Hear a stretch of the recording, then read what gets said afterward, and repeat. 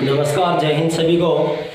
देखिए, आज हम जो मेवाड़ का इतिहास के अंतर्गत जो सीरीज चल रही है हमारी, उसमें हमने सिसोदिया वंश के दो राजाओं का अध्ययन कर लिया था। सिसोदिया वंश जिसकी स्थापना 1326 ईस्वी में राणा हमीर ने की थी। राणा हमीर ने, जिसे रिसन घाटी पंचानन भी कहा जाता है, और प्रबल राजा कहा था कर्नल जेम्स टोड ने इसे, और वीर राजा महाराणा कुंभा ने कहा था कुंभलगढ़ प्रशस्ति में। और रसिक प्रिया, उनकी जो गीत गोविंद पर टीका लिखी गई थी जयदेव की, उसके अंदर उपाधि दी गई थी राणा हमीर को। तो राणा हमीर के बाद में हमने राजा पढ़ा एक खेता, राणा खेता या राणा छेतर सिंह। और राणा छेतर सिंह के बाद में जो शासक है वो है राणा लाखा, या यूँ कहें लक्ष्य सिंह। लक्ष्य सिंह से याद रखना, लक्की सिंह यानी बहुत लक्की था, बहुत भाग्यशाली था, किस्मत वाला था। क्यों था किस्मत वाला? तो खास बात ये है, पहले तो हम इनका थोड़ा थोड़ा शासनकाल देख लेते हैं, इनका उल्लेख मिलता है अक्सर है। तो 1326 में स्थापना की थी राणा हमीर ने। 1326 से लेकर के 1364 तक शासनकाल रहता है राणा हमीर का। 1364 से 1382 तक शासनकाल रहता है। 1364 से 1382 तक शासनकाल रहता है छेतर सिंह का या राणा खेता का। राणा लाखा जिसका शासनकाल 1382 से 1421 तक रहता है। और मैंने उस वाले वीडियो में बताया भी था कि जब हम मेवाड़ के शासक पढ़ेंगे उस समय दिल्ली सल्तनत का ध्यान रखना है। तो ध्यान रखना, इस समय राणा हमीर के समय जो शासक था दिल्ली में, वह था गुलाम वंश जिसका शासक इल्तुतमिश था। और यहाँ भी जो गुलाम वंश का शासनकाल रहता है वह 1206 से 1390 तक रहता है। तो यहाँ भी गुलाम वंश ही रहेगा।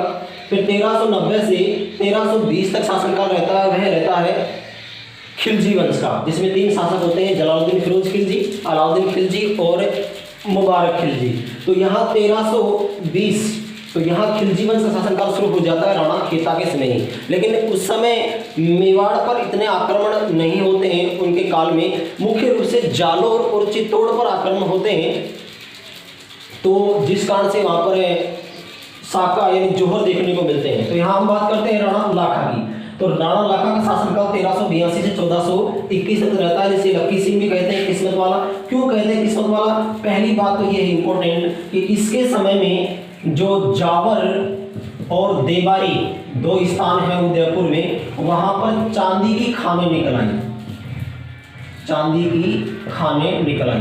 और ये प्रश्न पिछली राजस्थान पुलिस एग्जाम में पूछा भी गया था कि किसके शासनकाल में उदयपुर में चांदी की खानें प्राप्त हुई? तो राणा लाखा के काल में। तो ये दोनों प्रकार से किसी प्रकार से प्रश्न पूछा जा सकता है कि किसके काल में निकली और किसकी खानें निकली चांदी की, और कहाँ निकली? जावर में। और वर्तमान की बात करें, देवारी बंद है और जावर खान से चांदी निकाली जाती है, जो सम्मिलित रूप से सीसा, जस्ता व चांदी एक साथ पाए जाने वाले खनिज हैं। इनको सम्मिलित रूप से गेरेना कहा जाता है। ये साइंस का प्रश्न है, ये भी ध्यान रखेंगे।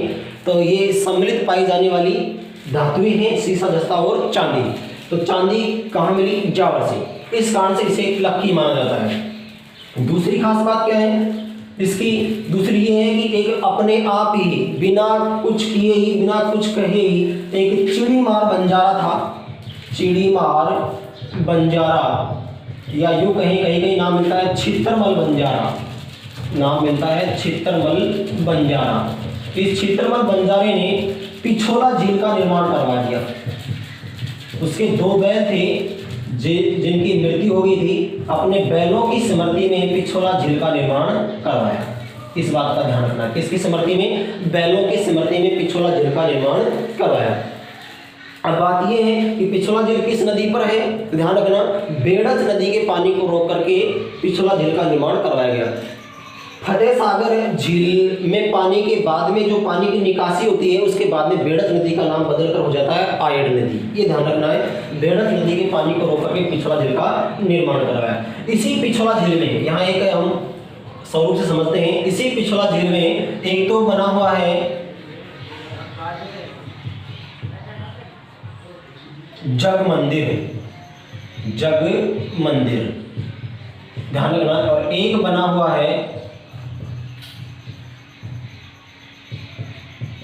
जग निवास महल, जग निवास महल। ये बहुत बार प्रश्न आया हुआ है राजस्थान के एग्जाम में कि जग मंदिर और जग निवास महल किस झील में बने हुए हैं, तो ध्यान रखना पिछोला झील में। और उदयपुर जिले में जिसे झीलों की नगरी भी कहा जाता है, श्वेत सिटी भी कहा जाता है, ध्यान रखना।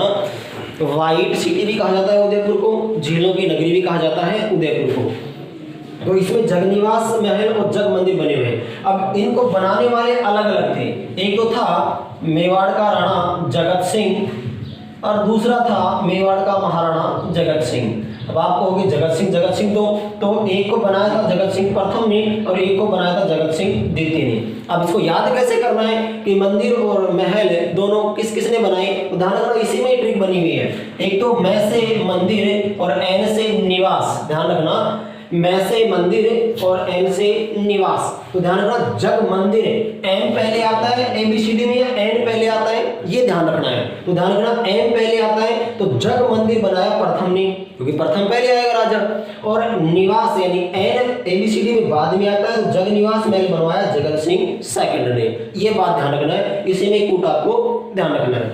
और एक खास बात ये है, एक है नटनी का बारा और एक है नटनी का चबूतरा, दोनों में कंफ्यूज रहता है हमेशा। तो मैं आपको याद दिला दूं कि एक वहां का राणा था तो उसने यहाँ पोल से लेकर के यहाँ पोल तक एक रस्सी बांधी थी और उसको पार करने के लिए एक नट जाति की एक नटनी थी, नर्तकी, उसको कहा था कि जब तुम यहाँ से इसको यहाँ तक पार कर दोगी चल करके तो मैं तुम्हें आधा मेवाड़ दे दूंगा। तो उस स्मृति में तो जब वह नटनी आधे से ज्यादा को पार कर चुकी थी पिछला झील को, तो मेवाड़ सरदारों ने वह रस्सा काट दिया और वह नटनी पिछला झील में ही समा गई। उसकी स्मृति में मेवाड़ के महाराणा ने वहां पर क्या बनाया, नटनी का चबूतरा, ये ध्यान रखना है। तो नटनी का चबूतरा कहाँ पर स्थित है, उदयपुर में है, पिछोला झील पर है। और नटनी का जो बारा है वो अलवर जिले में है, नटनी का बारा ऐसी ही कथा वहां पर प्रचलित है, अलवर जिले में है। तो इस बात का भी ध्यान रखना है। कुछ सेंसेन प्रश्न होते हैं जिनको बताना जरूरी होता है, तो ध्यान रखना। पहली बात तो क्या, राणा लाखा लख सिंह खेता का पुत्र था, जावल की खाने निकली चांदी की, और चिड़ीमार बंजारे ने अपने यहाँ भी क्या बना दिया, पिछोला झील का निर्माण करवा दिया। अब दूसरी बात, एक और डायग्राम बनाते हैं हम यहाँ पर जो जानना जरूरी है अगर रिश्तों को समझना है, इसलिए अगर ज्यादा लंबा वीडियो होगा तो हम लाखा का भी छोड़ देंगे, एक बार समझ लेते हैं। देखो एक तरफ है मारवाड़ और एक तरफ है मेवाड़। मेवाड़ के मैंने राजा बताए राणा हमीर, राणा खेता और राणा लाखा। अब फिलहाल कौन है, लाखा शासक है, इस बात का ध्यान रखना। इसके बाद में लाखा के दो पुत्र पहले से थे, एक का नाम तो था कुंवर चूड़ा या चुंडा, कुंवर चुंडा या चूड़ा, और एक था राघव देव सिसोदिया, राघव देव सिसोदिया। दो पुत्र पहले से थे। और एक था, यहां मारवाड़ की बात करें तो मारवाड़ में राठौड़ वंश की स्थापना की थी राव सिंहा ने। किसने की थी, राव सिंहा ने। राव सिंहा के बाद में शासक हुआ राव आस्करण, और राव आस्करण के बाद में शासक हुआ राव दूहड़, जिसने नागणीची माता का मंदिर बनवाया था, तो मारवाड़ों की क्या है, कुल देवी है। राव दूहड़ के बाद में आया शासक वीरम देव। यह शासन नहीं करता है, इसका पुत्र शासक बनता है जिसका नाम है राव चुंडा या चूड़ा। ध्यान रखना कहीं कहीं चुंडा या चूड़ा मिलता है। तो राव चूड़ा, और राव चूड़ा के बाद में शासक बनेगा राव रणमल, और रणमल के बाद में बनेगा राव जोधा, और जोधा के बाद में 5 पुत्र होते हैं, जिसने एक पुत्र था राव बीका, जिसने बीकानेर में राठौड़ वंश की स्थापना की थी। तो यहाँ ध्यान रखना, जो ये राव चूड़ा है यह किसका, लाखा का समकालीन है। किसका समकालीन है, लाखा का समकालीन है। तो इस राव चूड़ा के 2 पत्नियां थी, एक जो पत्नी थी उसका पुत्र था कान्हा, ध्यान रखना कौन था, कान्हा। और दूसरी का जो पुत्र था, जिसका एक पुत्र था रणमल और एक थी इसकी बहन हंसाबाई। एक पुत्र तो रणमल और दूसरा उसी से पुत्री थी हंसाबाई और दूसरी पत्नी से पुत्र था कान्हा। जो पत्नी थी उसका नाम था किशोरी देवी, किशोरी देवी। इससे अधिक प्रेम करता था क्योंकि राव चूड़ा का विवाह एक इंदा नाम की पत्नी से विवाह हुआ था। उसमें मंडोर उसको राजधानी मिली थी, तो उसके प्यार में भी उस साम्राज्य के शर्त के कारण भी उसने किशोरी देवी के बहकावे में आकर के कान्हा को साम्राज्य दे दिया, जबकि यह रणमल से क्या था, छोटा था। हम बात कर रहे हैं मारवाड़ की, ध्यान रखना। तो यह रणमल से छोटा था और उत्तराधिकारी बनना चाहिए नियम के अनुसार बड़ा रणमल। तो रणमल इस बात से नाराज हो गया जब कान्हा राजा बन गया, कहाँ का, मारवाड़ का। तो रणमल अपनी बहन हंसाबाई को लेकर के कहाँ आ गया, लाखा के पास में। नारियल हाथ में था। पहले उसके पिता के द्वारा कुंवर चूड़ा के साथ में हंसाबाई का विवाह तय किया गया था। विवाह किसके साथ, चूड़ा के साथ में।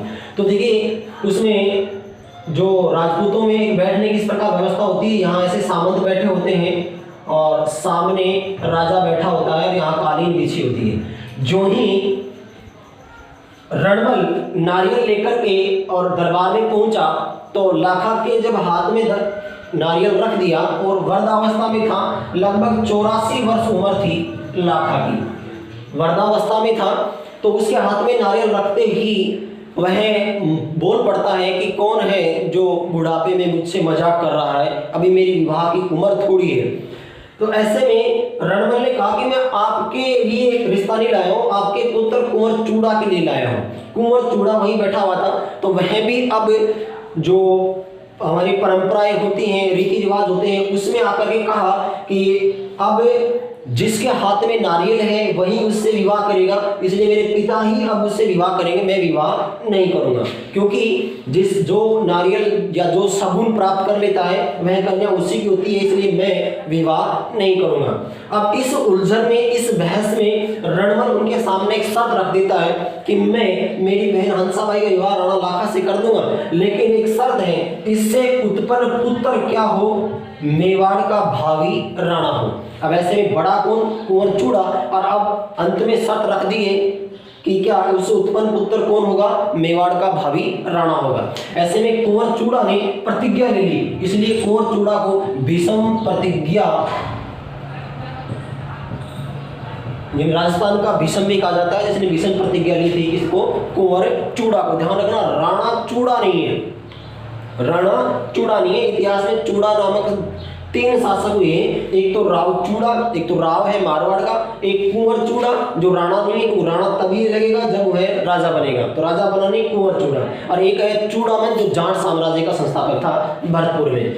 तो इस प्रकार भीषम प्रतिज्ञा ले ली कि मैं कभी भी ना तो राजपाट लूंगा और ना ही विवाह करूंगा।